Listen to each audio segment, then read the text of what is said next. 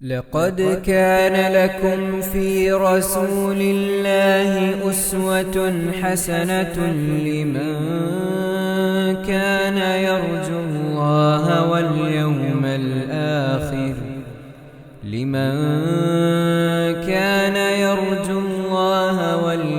الآخر وذكر الله كثيرا. السلام عليكم ورحمة الله وبركاته. الحمد لله. اللهم صل على محمد وعلى آل محمد. أما بعد فاتقوا الله عباد الله. സ്നേഹമുള്ള സത്യവിശ്വാസികളെ, സഹോദരി സഹോദരന്മാരെ, സുഹൃത്തുക്കളെ, റിയാദുസ് സാലിഹീനിൽ ഇമാം നവവി റഹ്മത്തുള്ളാഹി അലൈഹി ഔലിയാഇൻ്റെ കറാമത്തുമായി ബന്ധപ്പെട്ടുകൊണ്ടുള്ള ഹദീസുകൾ വിവരിക്കുന്ന അധ്യായത്തിലാണ് നാം ഇപ്പോഴുള്ളത്. ഇന്ന് കേൾപ്പിക്കുവാൻ ഉദ്ദേശിക്കുന്നത് ഉർവത്ത് ബിൻ സുബൈർ റളിയല്ലാഹു അൻഹുമ അവർ റിപ്പോർട്ട് ചെയ്തിട്ടുള്ള ഒരു സംഭവമാണ്. വഅൻ ഉർവത്ത് ബിൻ സുബൈർ അന്ന സഈദ ബിൻ സഈദ് ബിൻ അംർ ബിൻ നുഫൈൽ റളിയല്ലാഹു അൻഹു ഖാസമതുഹു അർവാ ബിൻതു ഔസിൻ ഇലാ മർവാൻ ബിനിൽ ഹക്കം വദ്ദഅത് അന്നഹു അഖദ ശൈഅൻ മിൻ അർദിഹാ فقال سعيد أنا كنت آخذ من أرضها شيئا بعد الذي سمعت من رسول الله صلى الله عليه وسلم. قال ماذا سمعت من رسول الله صلى الله عليه وسلم؟ قال سمعت رسول الله صلى الله عليه وسلم يقول من أخذ شبرا من الأرض ظلما طوقه إلى 7 أراضين. فقال له مروان لا أسألك بينة بعد هذا. فقال سعيد اللهم إن كانت كاذبة فأعم بصرها واقتلها في أرضها. قال فما ماتت حتى ذهب بصرها وبينما هي تمشي في أرضها إذ وقعت في حفرة فماتت. متفق عليه. وفي رواية لمسلم عن محمد بن زيد بن عبد الله بن عمر بمعناه وأنه رآها عمياء تلمس الجدر تقول أصابتني دعوة سعيد وأنها مرت على بئر في الدار التي خاصمته فيها فوقعت فيها فكانت قبرها. ഉർവത്ത് ബിൻ സുബൈർ റളിയല്ലാഹു തആല അൻഹു അദ്ദേഹം പറയാണ്, സഈദ് ബിൻ സഈദ് റളിയല്ലാഹു അൻഹു, അദ്ദേഹത്തിൻ്റെ മുഴുവൻ പേര് സഈദ് ബിൻ സഈദ് ബിൻ അംർ ബിൻ നുഫൈൽ, അതായത് അംർ ബിൻ നുഫൈലിൻ്റെ പുത്രൻ സഈദിൻ്റെ പുത്രൻ സഈദ് റളിയല്ലാഹു അൻഹു. നമുക്കറിയാം, കഴിഞ്ഞ ക്ലാസ്സിൽ നമ്മൾ പഠിച്ചു സഅദ് ബിൻ അബീ വഖാസ് റളിയല്ലാഹു അൻഹുവിനെ കുറിച്ച്. അദ്ദേഹം സ്വർഗം കൊണ്ട് സന്തോഷ വാർത്ത അറിയിക്കപ്പെട്ട അശറത്തുൽ മുബശ്ശിരീങ്ങളിൽപ്പെട്ട വ്യക്തിത്വമാണ്. അതേപോലെ തന്നെ നമുക്ക് സ്വർഗം കൊണ്ട് സന്തോഷ വാർത്ത അറിയിക്കപ്പെട്ടവരെ എണ്ണുമ്പോൾ നമ്മൾ എണ്ണാറുണ്ട്, സഅദ് എന്ന് കഴിഞ്ഞാൽ സഈദ് എന്നും പറയാറുണ്ട്. ആ സഈദ് ബിൻ സഈദ് റളിയല്ലാഹു തആല അൻഹു, അദ്ദേഹമാണ് ഈ ഹദീസ് അല്ലെങ്കിൽ ഈ സംഭവം അദ്ദേഹത്തെക്കുറിച്ചാണ് പറയുന്നത്. ഉർവത്ത് ബിൻ സുബൈർ, ഈ സഈദ് റളിയല്ലാഹു അൻഹുവിൻ്റെ ഉപ്പ സയ്യിദ്, അദ്ദേഹം ജാഹിലിയ കാലഘട്ടത്തിൽ ജീവിച്ച ഒരു വ്യക്തിത്വമായിരുന്നു. എന്നാൽ അദ്ദേഹത്തിൻ്റെ പ്രത്യേകത, അദ്ദേഹം ഒരിക്കലും ശിർക്ക് ചെയ്തിട്ടില്ല. ഇബ്രാഹീമി സരണിയിൽ ജീവിച്ചുകൊണ്ടാണ് അദ്ദേഹം മരണപ്പെട്ടു പോയത് എന്നാണ് നമുക്ക് ചരിത്രം വ്യക്തമാക്കി തരുന്നത്. അദ്ദേഹത്തെക്കുറിച്ച് ചരിത്ര ഗ്രന്ഥങ്ങളിൽ നമുക്ക് ഇപ്രകാരം കാണാൻ സാധിക്കും: വകാന ലാ യദ്ബഹു ലിൽ അസ്നാം, ഒരു വിഗ്രഹത്തിന് വേണ്ടിയും അദ്ദേഹം ബലിയറുക്കുകയില്ലായിരുന്നു. അദ്ദേഹത്തിൻ്റെയൊക്കെ കാലഘട്ടത്തിൽ നബി സല്ലല്ലാഹു അലൈഹി വസല്ലം ഒക്കെ വരുന്നതിന് മുമ്പത്തെ കാര്യമാണ് പറയുന്നത്. പ്രവാചകന് നബുവത്തൊക്കെ കിട്ടുന്നതിൻ്റെ മുമ്പ് ഈ സെയ്ദ് എന്ന് പറയുന്ന ഈ മഹനീയ വ്യക്തിത്വം ഒരിക്കലും അന്ന് നിലനിന്നിരുന്ന ശിർക്കൻ ആചാരങ്ങളിൽ ഒന്നിലും പങ്കെടുത്തിരുന്നില്ല. വിഗ്രഹങ്ങൾക്ക് വേണ്ടി അറവ് നടത്തുകയോ വലാ യഅ്കുലുൽ മൈത്തത വദ്ദമ, രക്തമോ അതുപോലെ തന്നെ ശവമോ ഭക്ഷിക്കുകയും ചെയ്യാറില്ല. മാത്രമല്ല അദ്ദേഹം തൻ്റെ ജനതയോട് പ്രഖ്യാപിക്കാറുണ്ടായിരുന്നു അത്രേ, ലാ ആകുലു മാ ദുബിഹ ലിഗൈരില്ലാഹ്, അല്ലാഹു അല്ലാത്തവർക്ക് വേണ്ടി അറുക്കപ്പെട്ടത് ഞാൻ തിന്നുകയില്ല. മാത്രമല്ല വല്ലാഹി, അല്ലാഹനെ തന്നെയാണ് സത്യം, മാ അഹദുൻ അലാ ദീനി ഇബ്രാഹിം ഗൈരി, ഇബ്രാഹിം ഈ മില്ലത്തിൽ ഞാനല്ലാതെ ഒരാളെ എനിക്കറിഞ്ഞൂടാ എന്നിങ്ങനെയൊക്കെ അദ്ദേഹം പറയാറുണ്ടായിരുന്നു. അതുകൊണ്ട് തന്നെ ആ ഒരു മഹാപിതാവിൻ്റെ വ്യക്തിയായിക്കൊണ്ടാണ് ആര് ജനിക്കുന്നത്? മഹാനായ സഈദ് റളിയല്ലാഹു തആല അൻഹു ജനിക്കുന്നത്. നുബുവത്തിൻ്റെ അദ്ദേഹം മക്കയിലാണ് ജനിക്കുന്നത്. നബി സല്ലല്ലാഹു അലൈഹി വസല്ലമ ഹിജറ പോകുന്നതിൻ്റെയും 22 കൊല്ലങ്ങൾക്ക് മുമ്പ് ജനിച്ചിട്ടുണ്ട്. അപ്പോൾ മാത്രമല്ല 10 ആളുകൾക്ക് സ്വർഗമുണ്ടെന്ന് സന്തോഷ വാർത്ത അറിയിക്കപ്പെട്ട ആളുകളുടെ കൂട്ടത്തിൽ ഒരു വ്യക്തിയാണ് അദ്ദേഹം എന്ന് ഞാൻ നേരത്തെ പറഞ്ഞു. ഇസ്ലാമിലേക്ക് കടന്നു വന്ന ആദ്യകാല പ്രമുഖരിൽ ഒരു പ്രമുഖനാണ് സഈദ് റളിയല്ലാഹു അൻഹു. ഇതൊക്കെ നമ്മൾ ചരിത്രം മനസ്സിലാക്കേണ്ടതാണ്. അതുപോലെ തന്നെ അദ്ദേഹം മക്കയിൽ നിന്ന് മദീനയിലേക്ക് ഹിജറ പോയ ആദ്യ മുഹാജിറുകളിൽ എണ്ണപ്പെടുന്ന വ്യക്തിത്വമാണ്. മദീനയിൽ എത്തിയതിൻ്റെ ശേഷം അദ്ദേഹം നബി സല്ലല്ലാഹു അലൈഹി വസല്ലമിൻ്റെ കൂടെ സർവ്വയുദ്ധങ്ങളിലും പങ്കെടുത്തിട്ടുണ്ട്. എന്നാൽ ബദറിൽ അദ്ദേഹത്തെ നബി സല്ലല്ലാഹു അലൈഹി വസല്ലമ അതിൻ്റെ തൊട്ട് മുമ്പ് ഒരിടത്തേക്ക് ദൂതനായി അയച്ചതുകൊണ്ട് ആ ദൗത്യം നിർവഹിച്ച് അദ്ദേഹം തിരിച്ചു വരുമ്പോഴേക്ക് ബദർ യുദ്ധം അവസാനിച്ചിരുന്നു. അതുകൊണ്ട് തന്നെ സഈദ് റളിയല്ലാഹു അൻഹുവിൻ്റെ മനസ്സിൽ വലിയ സങ്കടം ഉണ്ടായിരുന്നു. പ്രവാചകരൊന്നിച്ചുള്ള ആദ്യ ഘട്ടത്തിൻ്റെ ആ ബദറിൽ എനിക്ക് സന്നിഹിതനാവാൻ സാധിച്ചില്ലല്ലോ എന്ന സങ്കടം അദ്ദേഹം പങ്കുവെക്കാറുണ്ടായിരുന്നു. അപ്പോൾ നബി സല്ലല്ലാഹു അലൈഹി വസല്ലമ അദ്ദേഹത്തെ സമാശ്വസിപ്പിച്ചുകൊണ്ട് പറഞ്ഞിട്ടുണ്ട്, അൻത ബദരി, നിങ്ങളും ബദരിൽപ്പെട്ടവർ തന്നെയാണ്, നിങ്ങളും ബദരീങ്ങളിൽപ്പെട്ടവർ തന്നെയാണ് എന്ന്.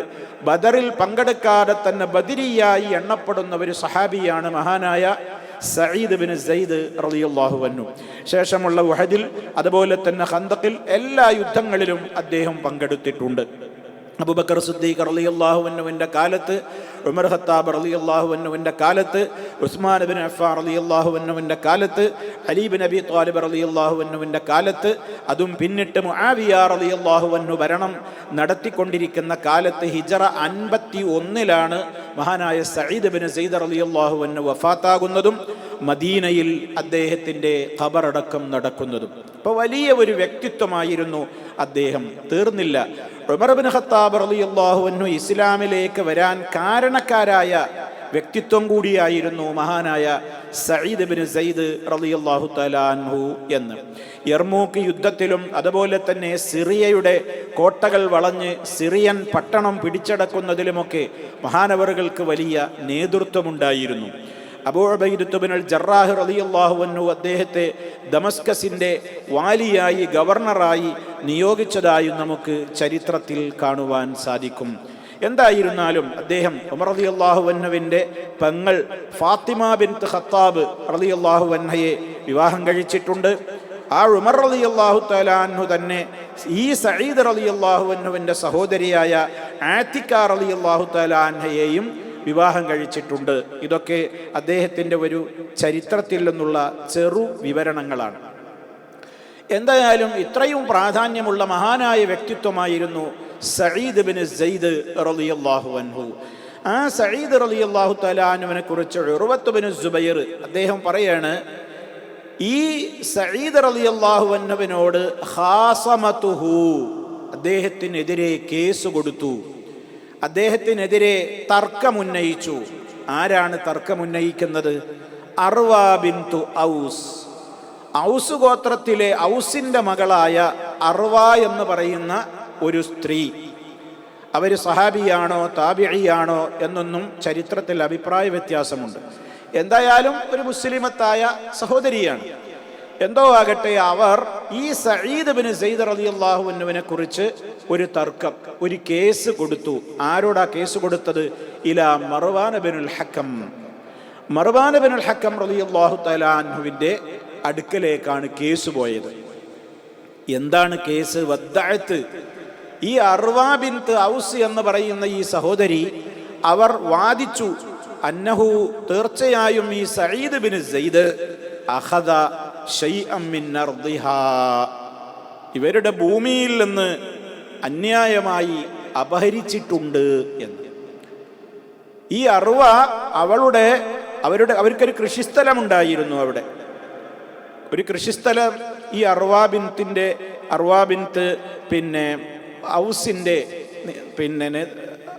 ബിൻത് ഔസിന്റെ ഉടമസ്ഥതയിൽ ഒരു കൃഷിസ്ഥലം ഉണ്ടായിരുന്നു. ആ കൃഷിസ്ഥലത്തിന്റെ അയൽവാസി കൂടിയായിരുന്നു ആര്? ഈ സഈദ് ബിൻ സെയ്ദ് റളിയല്ലാഹു തആല അൻഹു. അപ്പൊ ഈ സ്ത്രീ എന്ത് ചെയ്യാണ്? ഇവരെ കുറിച്ച് ആക്ഷേപം പറയാണ്. എൻ്റെ ഭൂമിയിൽ നിന്ന് ഇവർ കവർന്നെടുത്തിട്ടുണ്ട്, അന്യായമായി എൻ്റെ ഭൂമി ഇവർ അപഹരിച്ചിട്ടുണ്ട് എന്ന് പറയുന്നത് ആരെ കുറിച്ചാണ് നോക്കണം? മഹാനായ സഈദ് ബിൻ സെയ്ദ്. സ്വർഗമുണ്ടെന്ന് അള്ളാഹുവിൻ്റെ റസൂലിൻ്റെ തിരുനാവ് കൊണ്ട് സുവിശേഷം പറഞ്ഞിട്ടുള്ള വ്യക്തിത്വമാണ്. സഈദ് റളിയല്ലാഹു അൻഹുവിന് അത് കേട്ടപ്പോൾ വല്ലാത്ത സങ്കടമായി. സ്വാഭാവികമാണല്ലോ, കാരണം തന്നെക്കുറിച്ച് സ്വപ്നേബി വിചാരിക്കാത്തൊരു ആരോപണം ഒരാൾ പറയുമ്പോൾ അത് മനസ്സിനെ വല്ലാതെ വേദനിപ്പിക്കും എന്ന കാര്യത്തിൽ യാതൊരു സംശയവും ഇല്ല. അപ്പൊ സഈദ് റളിയല്ലാഹു തആല അൻഹു ഇത് കേട്ടപാടെ മർവാൻ അവരെ വിളിപ്പിച്ചുകൊണ്ട്, സഈദിനെ കുറിച്ച് ഇത് കേട്ടപ്പോൾ മർവാൻ റളിയല്ലാഹു അൻഹു സഈദ് റളിയല്ലാഹു അൻഹുവിനെ വിളിച്ചുകൊണ്ട് ഈ കാര്യം അറിയിക്കുകയാണ്.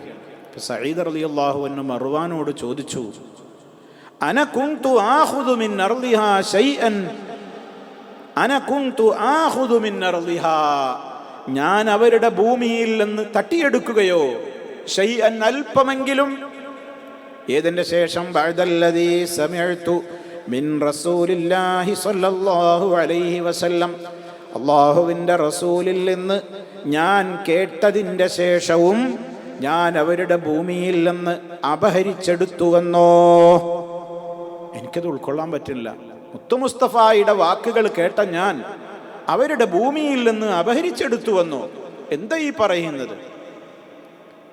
അപ്പൊ ഉടനെ തന്നെ മർവാൻ റളിയല്ലാഹു അൻഹു തിരിച്ചു ചോദിക്കുകയാണ്, മാദാ സമിഅത മിൻ റസൂലില്ലാഹി സ്വല്ലല്ലാഹു അലൈഹി വസല്ലം, താങ്കൾ എന്താണ് അല്ലാഹുവിൻ്റെ റസൂലിൽ നിന്ന് കേട്ടത്? അപ്പോൾ സഈദ് റളിയല്ലാഹു അൻഹു പറഞ്ഞു കൊടുക്കുകയാണ്, സമിഅതു, ഞാൻ കേട്ടിട്ടുണ്ട്, റസൂലുള്ളാഹി സ്വല്ലല്ലാഹു അലൈഹി വസല്ലമ യഖൂലു, അല്ലാഹുവിൻ്റെ റസൂൽ പറയുന്നത് ഞാൻ കേട്ടിട്ടുണ്ട്. എന്താ കേട്ടത്? മൻ അഖദ ശിബ്റൻ മിനൽ അർദി ദുൽമൻ തുവ്വിഖഹു ഇലാ സബ്ഇ അർദീന. എന്താ നബി തങ്ങൾ പറഞ്ഞത്? മൻ അഖദ, ആരെങ്കിലും എടുത്താൽ, എന്തെടുത്താൽ? ശിബ്റൻ മിനൽ അർദി, ആരുടെയെങ്കിലും ഭൂമിയിൽ നിന്ന് ഒരു ചാണെങ്കിലും എടുത്താൽ. ശിബ്ർ എന്ന് പറഞ്ഞാൽ ഒരു ചാണാണ്. ഒരു ചാണ് ഭൂമി, എത്ര ചെറിയ അളവാത്.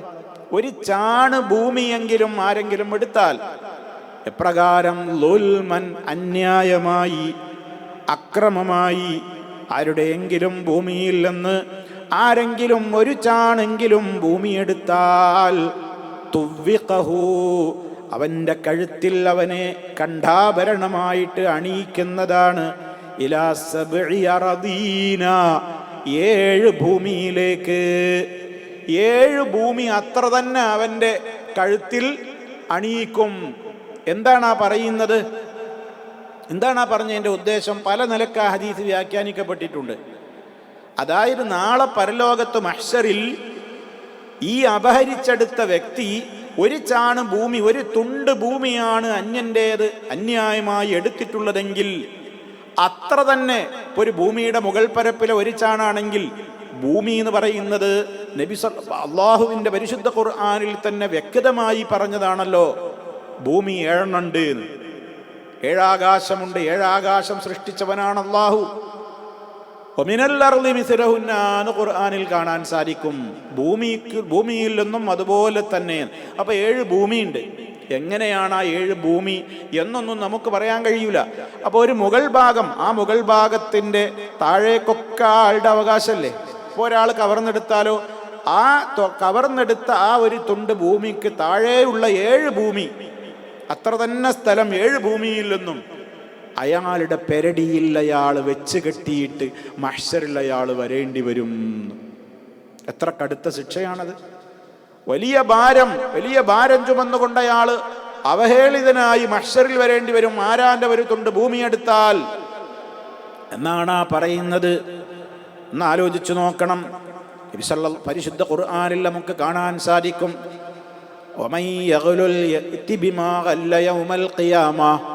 ആരെങ്കിലും പൊതുമുതലില്ലെന്ന് വല്ലതും കട്ടെടുത്താൽ, അപഹരിച്ചെടുത്താൽ, അവൻ പരലോകത്ത് വരും ബിമാഹല്ല, അവൻ കട്ടെടുത്ത മുതലുമായിട്ട് യൗമൽ ഖിയാമ, അന്ത്യനാളിൽ. കട്ടെടുത്തത് എന്താണോ അതുകൊണ്ട്.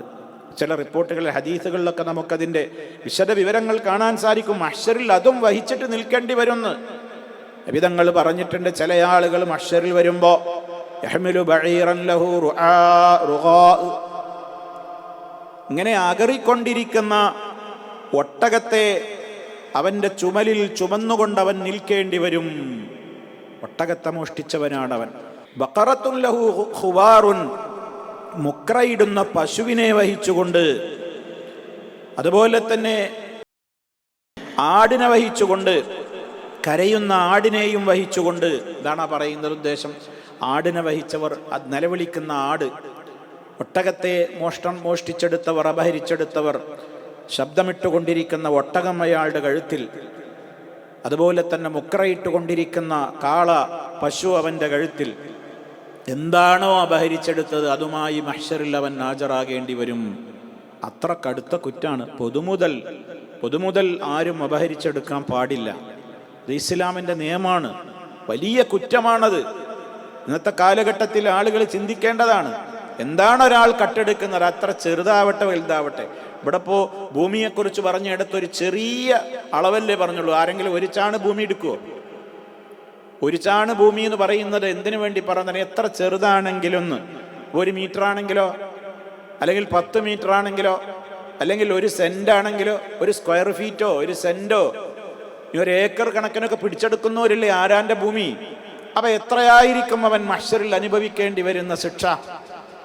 അല്ലെങ്കിൽ 7 ഭൂമിയിലേക്ക് അവൻ ആഴ്ത്തപ്പെടുന്ന നിലക്കുള്ള ശിക്ഷ അവന് ലഭിച്ചുകൊണ്ടിരിക്കും എന്ന് വ്യാഖ്യാനിച്ചവരുണ്ട്. പലവിധത്തിലുള്ള വ്യാഖ്യാനങ്ങൾ അതിനുണ്ട്. എന്തായിരുന്നാലും കടുത്ത ശിക്ഷ അവൻ അനുഭവിക്കേണ്ടി വരും.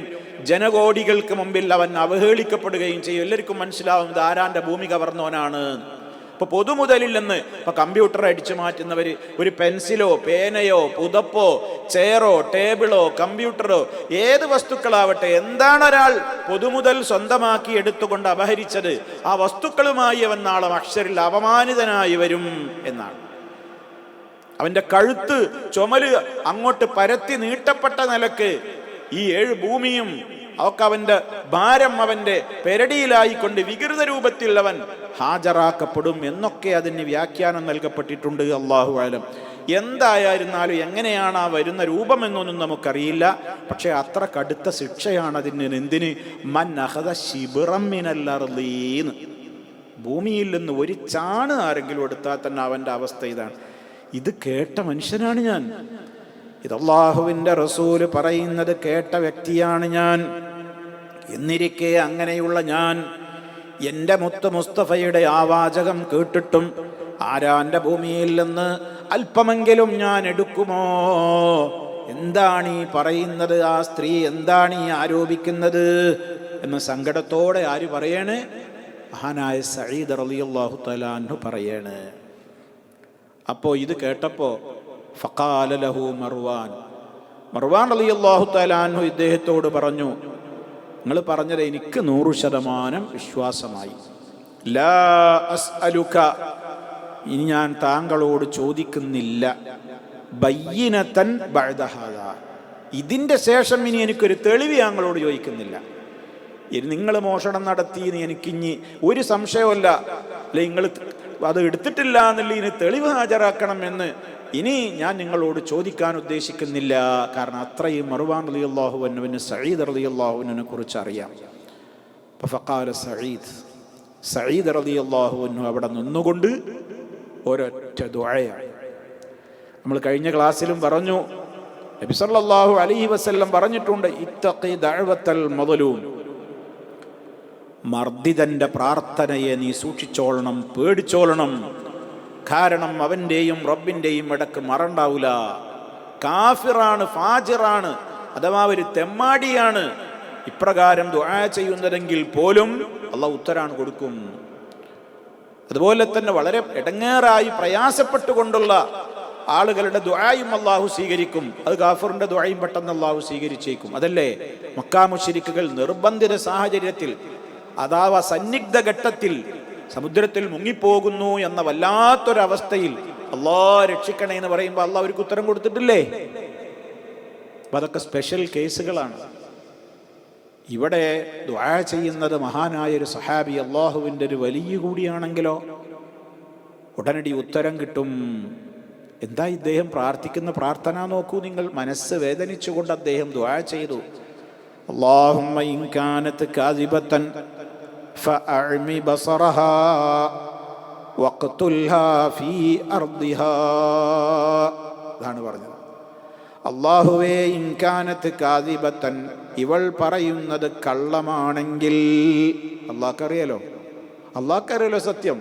അല്ലാഹുവേ, ഇവൾ നുണയാണ് പറയുന്നതെങ്കിൽ, ഫഅഅമി ബസറഹാ, അവളുടെ കണ്ണിനെ നീ അന്ധമാക്കണേ, അവളുടെ കണ്ണിന്റെ കാഴ്ച നീ നീക്കിക്കളയണേ. അഅമി അന്ധയാക്ക, ബസറഹാ അവളുടെ കണ്ണിന്റെ കാഴ്ചയെ നീ പോക്കിക്കളയണേ. തീർന്നില്ല, വഖ്തുൽഹാ, അല്ലാഹുവേ നീ അവളെ കൊന്നുകളയണേ. ഫീ അർളിഹാ, അവളുടെ തന്നെ ഭൂമിയിൽ വെച്ച്, അവളുടെ തന്നെ നിലത്ത്. എൻ്റെ പേരിൽ ആരോപണം പറഞ്ഞ ആ കൃഷിസ്ഥലം ഉണ്ടല്ലോ, അവിടെ വെച്ച് തന്നെ അവളുടെ മരണം അവൾക്ക് വിധിക്കണേന്ന്. ഈ രണ്ട് കാര്യങ്ങളാണ് മഹാനവറുകൾ ദുആ ചെയ്യുന്നത്. അങ്ങനെ ഖാല, ഈ ഹദീസ്, ഈ സംഭവം റിപ്പോർട്ട് ചെയ്യുന്ന ഉർവ പറയാണ്, ഫമാമാത്തത്ത്, അങ്ങനെ ആ സഹോദരി അവര് മരണപ്പെട്ടില്ല. ഏതുവരെ? ഹത്താ ദഹബ ബസറുഹാ, അവരുടെ കണ്ണിന്റെ കാഴ്ചയങ്ങ് പോയി. കണ്ണിന്റെ കാഴ്ച പോയി, അവർ അന്ധയായി, തപ്പിത്തടഞ്ഞ് നടക്കാൻ തുടങ്ങി. വബൈനമാഹിയ തംശി, അവർ നടന്നുകൊണ്ടിരിക്കുന്നതിനിടയിൽ, ഫീ അർളിഹാ, അവരുടെ തന്നെ കൃഷിസ്ഥലത്ത്, ആ ഭൂമിയിൽ അവർ നടന്നുകൊണ്ടിരിക്കവേ, ഇത് വഖഅത്ത്, അവർ വീണുപോയി. ഫി ഹുഫറത്തിനൊരു വലിയ കുഴിയിൽ വീണിട്ട്, ഫമാത്തത്ത്, അവർ മരണപ്പെട്ടു. ഇത് ബുഖാരി മുസ്ലിമും സംയുക്തമായി റിപ്പോർട്ട് ചെയ്തതാണ്. എന്നാൽ ഇമാം മുസ്ലിമിൻ്റെ റിപ്പോർട്ടിൽ ഇപ്രകാരം കാണാൻ സാധിക്കും. ഇതിനോട് ഉപോത്ബലകമായി തന്നെ ഇതേ ആശയത്തിലുള്ള ഒരു സംഭവം തന്നെയാണ് അതിലും പറയുന്നത്. പക്ഷേ അതിൽ ഇങ്ങനെ കൂടിയുണ്ട്, വഅന്നഹു റആഹാ, ഈ സ്ത്രീയെ ഇവർക്ക് കാണാൻ സാധിച്ചു. അംയാ, അന്ധയായ നിലയിൽ അവരെ കാണാൻ പറ്റി. തൽമിസുൽ ജുദുറ, അവരിങ്ങനെ അവരുടെ കൃഷിസ്ഥലത്ത് കൂടെ പോകുമ്പോൾ ചുമരുകളിങ്ങനെ തപ്പിത്തടഞ്ഞിട്ടാണ് നടക്കുന്നത്. നടക്കാൻ കണ്ണ് കാണുന്നില്ല. അപ്പം മതിലും ഇങ്ങനെ കൈകൊണ്ട് തപ്പി നടക്കുകയാണ്. തപ്പിയിട്ട് കണ്ണ് കാണാതെ നടക്കുമ്പോൾ തന്നെ തഖൂലു, അവരിങ്ങനെ പറയുന്നുമുണ്ടായിരുന്നു, അസാബത്തിനി ദഅവതു സഈദ്, സഈദിന്റെ ദുആ എനിക്ക് കൊണ്ടല്ലോ, സഈദിന്റെ ദുആ എനിക്ക് ഏറ്റല്ലോ, അതെന്നെ ബാധിച്ചല്ലോ എന്നിങ്ങനെ അവർ പറയുന്നുമുണ്ട്. അങ്ങനെ അന്നഹാ മറത്ത്, അവരതാ ഒരിക്കൽ നടന്നു പോകുന്നു. അലാ ബിഇരിൻ ഫിദ്ദാരില്ലതി ഖാസമതുഹു ഫിഹാ, ഏതൊരു വീട്ടിലെ കൃഷിസ്ഥലത്ത്, ഏതൊരു കൃഷിസ്ഥലത്തെ വീടിനോടനുബന്ധിച്ചുള്ള ആ കിണർ ഏതൊരു സ്ഥലത്തെ വെച്ചുകൊണ്ടാണോ അവർ തർക്കമുന്നയിച്ചതെങ്കിൽ, അതേ സ്ഥലത്തുള്ളവർ കിണറിനരികിലൂടെ അവരിങ്ങനെ നടന്നു പോയപ്പോ കണ്ണ് കാണൂലല്ലോ, ഫവഖഅത്ത് ഫീഹാ, ആ കിണറ്റിലാണ് വീണു. ഫവഖഅത്ത് ഫീഹാ, കിണറ്റിലേക്ക് അവരങ്ങ് വീണു. ഫകാനത്ത് ഖബ്റഹാ, അത് അവരുടെ ഖബറായി മാറി. ആ കിണറിൽ അവർ ഒഴിച്ചു മൂടപ്പെട്ടു. അത് അവരുടെ ഖബറായി എന്നാണ്. അപ്പം നിങ്ങൾ ആലോചിച്ച് നോക്കൂ, ഇത് സഹീഹായ ഹദീസാണ്. എന്താണ് ഇപ്പം ഇവിടെ പറയുന്ന വിഷയം? ഇവിടെ കറാമത്താണ് നമ്മൾ പറഞ്ഞുകൊണ്ടിരിക്കുന്നത്. മഹാനായ സഈദ് ബിൻ സൈദ് റളിയല്ലാഹു തആല അൻഹു, അദ്ദേഹത്തെക്കുറിച്ച് ഈ സ്ത്രീ കളവ് ആരോപിച്ചപ്പോൾ അവർ മനസ്സ് പൊട്ടിക്കൊണ്ട് അള്ളാഹുവിനോട് ദുആ ചെയ്തതാണ്. ഇസ്ലാമിൽ വലിയ തെറ്റായ സംഗതിയാണ് മറ്റൊരാളുടെ ഭൂമി അന്യായമായി കവർന്നെടുക്കുക എന്നുള്ളത്. ആളെ മഹ്ശറിൽ ഇതും വഹിച്ചുകൊണ്ട് വരും എന്നുള്ളത്. അതുപോലെ തന്നെ സമാനമായ വേറെയും ഹദീസുകൾ കാണാൻ സാധിക്കും. ഇമാം മുസ്ലിം റിപ്പോർട്ട് ചെയ്തിട്ടുള്ളൊരു ഹദീസിൽ നമുക്ക് കാണാം, ലഅനല്ലാഹ് മൻ ഗയ്യറ മനാറൽ അർളി. ഇതിന്റെ അർത്ഥം ലഅനല്ലാഹ്, അല്ലാഹു ശപിച്ചിരിക്കുന്നു എന്നാണ്. ആരെ? മൻ ഗയ്യറ മനാറൽ അർളി, ഭൂമിയുടെ അതിർത്തിയെ മാറ്റിമറിക്കുന്നവനെ. അതിർത്തി ഉണ്ടാവുമല്ലോ ഓരോരുത്തരുടെ ഭൂമിക്കും, കിഴക്ക്, തെക്ക്, പടിഞ്ഞാറ്, വടക്ക് എന്നൊക്കെ പറഞ്ഞിട്ട്. അതിൽ ആരെങ്കിലും അപ്പുറത്തോ പുറത്തോ നാല് പുറത്തുള്ള ഏതെങ്കിലും ആളുകളുടെ ഭൂമിയിൽ നിന്ന് അല്പം തട്ടിയെടുക്കാൻ വേണ്ടിയിട്ട് അതിർത്തി മാറ്റി, നമ്മുടെ നാട്ടിലൊക്കെ പറയും സർവേക്കല്ല് മാറ്റി കുത്തുക, അതുപോലെ തന്നെ മതിൽ ആരാരും അറിയാതെ പതുക്കൊന്ന് അങ്ങോട്ട് നീക്കി തറ കെട്ടുക, ഇങ്ങനെയൊക്കെ പല വിധത്തിലുള്ള തന്ത്രങ്ങൾ ചെയ്തുകൊണ്ട്, അളവിൽ കൃത്രിമം കാണിച്ചുകൊണ്ടും അങ്ങനെയുള്ള വിവിധ കുതന്ത്രങ്ങൾ ഉപയോഗപ്പെടുത്തിക്കൊണ്ട് അതിർത്തി മാറ്റിമറിക്കുന്ന ആളുകളെ നമുക്ക് ഇന്നും കാണാൻ സാധിക്കും. എത്ര കേസുകളാണ് കോടതികളിൽ.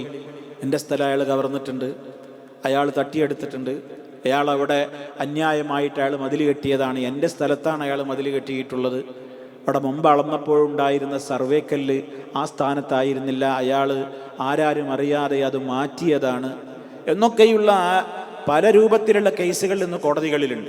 സ്വത്ത് തർക്കവുമായി ബന്ധപ്പെട്ടുകൊണ്ട് ഒരു മുസ്ലിമിന് അതിന് കഴിയില്ല. ആരാൻ്റെ ഒരു തരി മണ്ണ് നമ്മുടേതായിട്ട് നമുക്ക് വേണ്ട.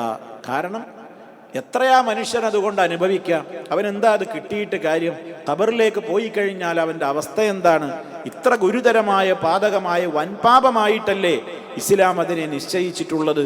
അപ്പോൾ അത്രത്തോളം ഇസ്ലാം ഗൗരവമായി കാണുന്നൊരു കുറ്റമാണ് ഇദ്ദേഹത്തിൻ്റെ പേരിൽ ഈ സ്ത്രീ എന്ത് ചെയ്തത്? ആരോപിച്ചത്. അപ്പോൾ അദ്ദേഹത്തിൻ്റെ മനസ്സിനത് വല്ലാത്ത വിഷമമായി. അള്ളാഹുവിനോട് പ്രാർത്ഥിച്ചു. ആ പ്രാർത്ഥനയ്ക്ക് ഉടനെ ഉത്തരവും കിട്ടി. അതുകൊണ്ട് തന്നെ ഒരു ലാലിമ് ഒരിക്കലും, പരിശുദ്ധ ഖുർആൻ തന്നെ സൂറത്തുൽ അൻആമിലെ 21-ാമത്തെ ആയത്തിൽ പൊതുവായി പറഞ്ഞൊരു കാര്യമുണ്ട്, ഇന്നഹു ലാ യുഫ്ലിഹുൽ ലാലിമൂൻ, തീർച്ചയായും അക്രമികൾ ഒരിക്കലും വിജയിക്കാൻ പോകുന്നില്ല. അതുകൊണ്ട് അക്രമിക്ക് വിജയം കിട്ടൂല, അവനൊരിക്കലും വിജയിക്കാൻ സാധ്യമാവുകയില്ല എന്നാണ്. അപ്പോൾ ഈ വിധത്തിലുള്ള ദുരാരോപണങ്ങൾ പറഞ്ഞതിൻ്റെ പേരിലാണ് ഇപ്പോൾ കഴിഞ്ഞ ക്ലാസ്സിൽ നമ്മൾ കേട്ടൊരു ഹദീസിലും മഹാനായ സഅദ് റളിയല്ലാഹു അൻഹു, സഅദ് ബിൻ അബി വഖാസ് റളിയല്ലാഹു അൻഹുവിനെ കുറിച്ച് ദുരാരോപണം പറഞ്ഞപ്പോൾ അദ്ദേഹത്തിൻ്റെ മനസ്സുപൊട്ടിയുള്ള ദുആയും അതിനു കിട്ടിയ ഉത്തരവും ഒക്കെ കഴിഞ്ഞ ക്ലാസ്സിൽ നമ്മൾ കേട്ടു. ഇന്നിപ്പോൾ മറ്റൊരു അശറത്തുൽ മുബശ്ശിരീങ്ങളിൽ എണ്ണപ്പെടുന്ന സഈദ് റളിയല്ലാഹു അൻഹുവിൻ്റെ ദുആയും അതിന് ഉടനടി ഉത്തരം കിട്ടിയതുമൊക്കെയാണ്. റബ്ബിലേക്ക് അടുത്ത് കഴിഞ്ഞാൽ, റബ്ബോടടുത്ത് കഴിഞ്ഞാൽ പിന്നെ എൻ്റെ അടിമ എന്നോട് എന്തെങ്കിലും ചോദിച്ചാൽ ഞാനതാണ് കൊടുക്കും എന്ന് അല്ലാഹു തആല പറഞ്ഞിട്ടുണ്ടല്ലോ മറ്റൊരു ഖുദ്സിയായ ഹദീസിലൂടെ. അതിൻ്റെയൊക്കെ പുലർച്ചയാണ് നമ്മുടെ ഇവിടെ കാണുന്നത്. അതുകൊണ്ട് തന്നെ സഹോദരങ്ങളെ, നമ്മൾ ഒരു മദ്ലൂമിൻ്റെ പ്രാർത്ഥനക്കും ഇരയാവാതിരിക്കണമെങ്കിൽ നമ്മൾ ലാലിമീങ്ങളാവാതിരിക്കണം. ഒരാളെയും നമ്മൾ അറിഞ്ഞുകൊണ്ട് ദ്രോഹിക്കാൻ പാടില്ല, ആരുടേതും അപഹരിക്കാൻ പാടില്ല. അയാൾ മനസ്സ് പൊട്ടിയിട്ട് റബ്ബേ എന്നാണ് വിളിച്ചാൽ, ഒരു കാഫറാണ് വിളിക്കുന്നതെങ്കിലും ഒരു തെമ്മാടിയാണ് വിളിക്കുന്നതെങ്കിലും ഇടയിൽ മറണ്ടാവില്ല എന്ന് ഗൗരവത്തോടെ റബ്ബ് പറഞ്ഞിട്ടുണ്ടെങ്കിൽ വലിയ ഗൗരവമാണ് വിഷയം എന്ന് നമ്മൾ മനസ്സിലാക്കുക. അതുകൊണ്ട് ഒരിക്കലും നമ്മൾ ളുൽമിൽ അകപ്പെടാതെ ജീവിക്കുക. റഹ്മാനായ റബ്ബ് ഹലാലുകൾ കൊണ്ട് മാത്രം ജീവിച്ച് അതുകൊണ്ട് സംതൃപ്തിയടയുന്ന സജ്ജനങ്ങളിൽ നമ്മെ ഓരോരുത്തരെയും ഉൾപ്പെടുത്തി അനുഗ്രഹിക്കുമാറാകട്ടെ. നമ്മുടെ തെറ്റുകുറ്റങ്ങളും പാപങ്ങളും അല്ലാഹു പുറത്തു തരുമാറാകട്ടെ. അല്ലാഹു സുബ്ഹാനഹു വ തആല നമുക്കേവർക്കും എല്ലാ അർത്ഥത്തിലുമുള്ള ഐശ്വര്യവും അവൻ്റെ ബറകാത്തുകളും അവൻ ചൊരിഞ്ഞു തരുമാറാകട്ടെ. റബ്ബന ആതിനാ ഫിദ്ദുനിയാ ഹസന വഫിൽ ആഖിറതി ഹസനതൻ വഖിനാ അദാബന്നാർ. اللهم صل على محمد وعلى آل محمد والحمد لله رب العالمين والسلام عليكم ورحمة الله وبركاته.